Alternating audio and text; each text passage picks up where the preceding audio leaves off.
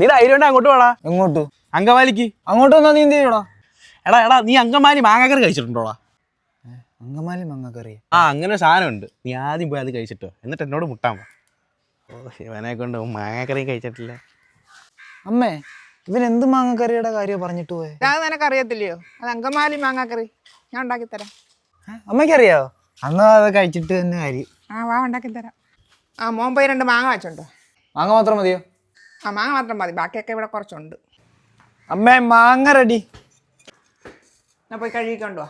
അമ്മേ, അവൻ പറഞ്ഞല്ലേ ഉണ്ടാക്കുന്നേ? അതേടാ, അത് തന്നെ നമുക്ക് ഉണ്ടാക്കാം. അമ്മേ, വെള്ളം എനിക്ക് വേണേ. വെള്ളമൊക്കെ തരാം, പക്ഷെ എനിക്കൊരു സഹായം ചെയ്യണം. ഇത് തിരികെ തരണം. തിരികെ തരാം.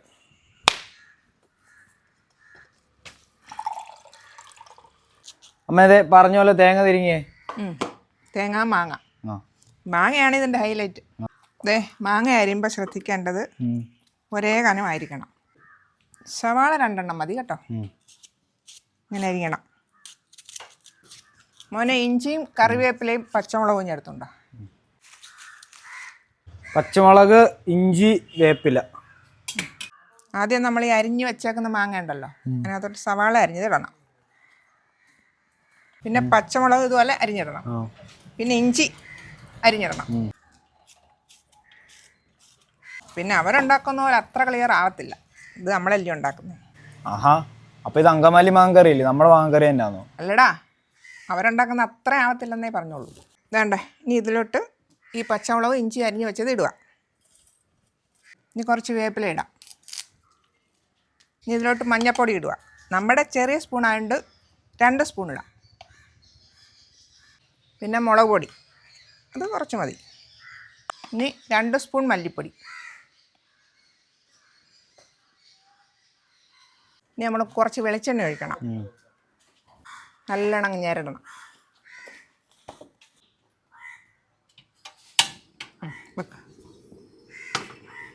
ഇതിന് വെള്ളമൊന്നും വേണ്ട കേട്ടോ. തേങ്ങാപ്പാലാ പ്രധാനം.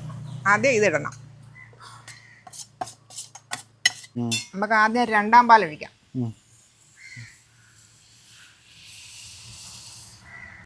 മൊത്തത്തിൽ ഇട്ട് ഇളക്കരുത്, ചെറിയ തീ കൊടുക്കണം. എന്നിട്ട് ചെറുതായിട്ട് ഇങ്ങനെ ഇളക്കിയാൽ മതി. ഇത് കാണാൻ നല്ല രസമുണ്ടല്ലോ, മഞ്ഞ കളറാണല്ലോ കൂടുതലും. ഇതാണ് ഇതിൻ്റെ ഭംഗി.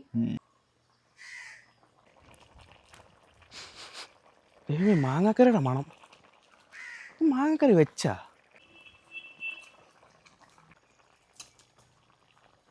ഇനി നമുക്ക് ഗ്യാസ് ഓഫ് ചെയ്യാം. എന്നിട്ട് 1ാം പാലെടുത്ത് ഒഴിക്കണം.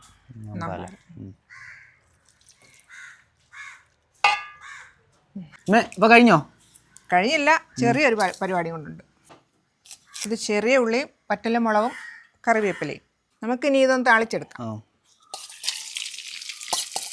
ഈ ഉള്ളി ഒന്ന് വാടി റെഡ് കളറാകുമ്പോൾ നമുക്ക് ഓഫ് ചെയ്യാം. ഇനി നമുക്ക് ഇതിങ്ങോട്ടങ്ങ് ഒഴിക്കാം. അങ്ങനെ വേണ്ടേ, മാങ്ങാക്കറി റെഡി.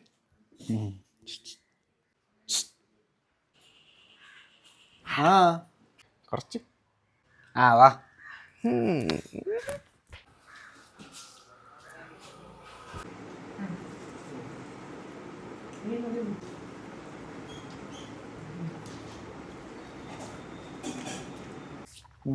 എങ്ങനെയുണ്ടാ? അങ്കമാലി മാങ്ങാക്കറിയുടെ അത്ര മുതലേലും കുഴപ്പമില്ല. ഓടാ.